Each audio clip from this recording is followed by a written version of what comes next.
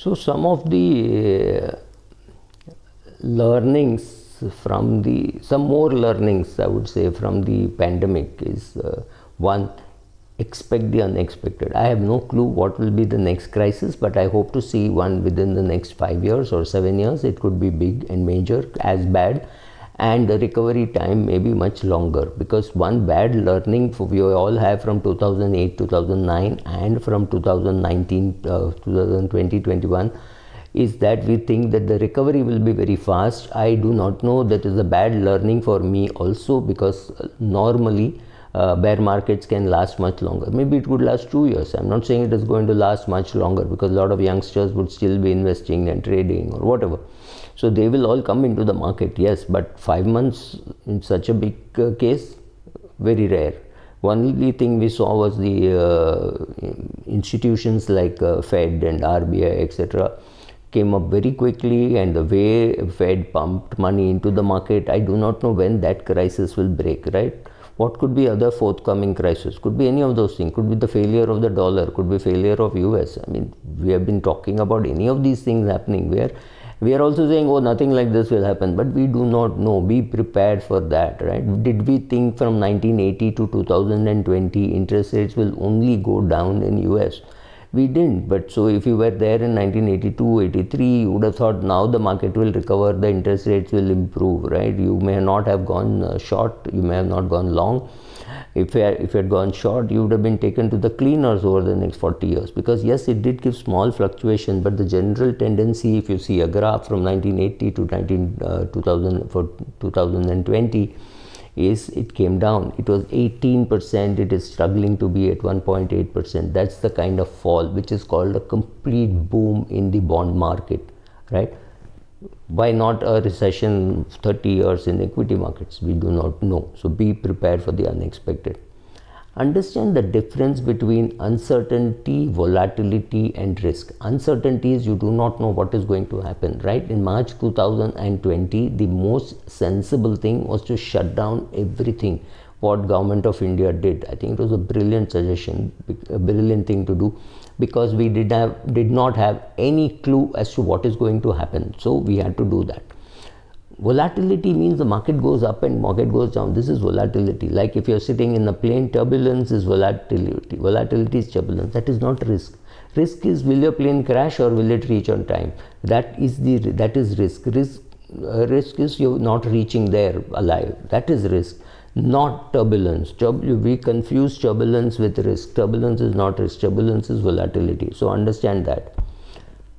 Very important, another thing to learn is don't get so comfortable with excesses. Market is definitely doing excess on the equity side. There is no doubt about that. Market is definitely fully priced, overpriced, whatever you want to say.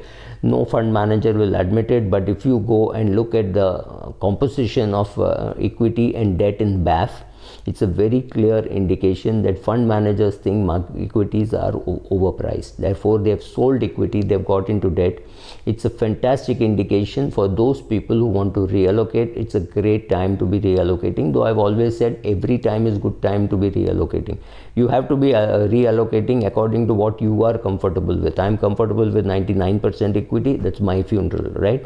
Not your, if you are happy with 50% in equity and you have reached 50%, great. But if you reach 70% in equity, you've got to rebalance. So the virtues of rebalancing are very clearly accentuated when a crisis like this happens.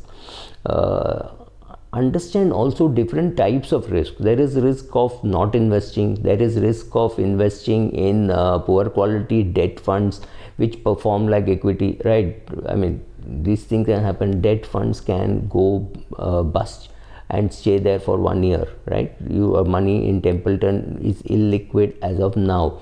50% of your ultra short bond fund is what you have got. Maybe you'll get another 50% in April. I'm not sure, but that can happen. Be ready that your bank may have a failure, right? Your bank may not have a failure for very long. It may have for 2 days, But exactly those 2 days, if you need cash, you have a problem. Their net could be down, anything can happen. Please be ready for it. Yes, I know RBI is taking a lot of steps in talking to banks like HDFC Bank, which today is very important for India's cash lifeline, and apps, etc. When they are down, there could be a huge worry in the system. So HDFC Bank, the technology providers, RBI, everybody is working towards that. You still need cash at home. You still need a credit card, debit card, which you can access, right? You need friends whom you can call up and say, look, hello, I want 50,000 rupees cash. Would you have it? All this is important learning. Understand that risk can come from anywhere, anytime, anyhow. And the only thing which protects you during such times is cash, and after a day or two, gold, right? And one very important thing is leverage is something so dangerous. You don't need leverage. Don't use leverage for investing. You have leveraged and bought a house, bad news, but you stick to it. Especially if you borrow 50% or 60% of the value of the house, see if you can repay a little of it and reduce the leverage, because leverage hurts very badly when you can't repay. You take a salary cut or your business goes down and therefore you are unable to repay. It is leverage which hurts you more. Leverage in trading can be lethal, right? So if you are smart enough and understand leverage, you will not use it. And if you're dumb, you shouldn't use it. These are Buffett's words, not mine. It is so nice. The more you learn about leverage, the less chances are that you will use it. And the more, then the less you know, more reason why you should not be using it. I think it's a beautiful way of putting it. So these are all some of the important learnings from COVID or generally in life, because expect the unexpected is not something which I learned today. But I knew there would be a drawdown of 30% because that decade had not yet seen it, but I didn't know what will cause it. So next time, be prepared for the unexpected. Be prepared for a 30% downturn, and far more important in risk, be prepared for a much longer recovery. 5 months recovery is not a learning, that is hindsight. Please understand.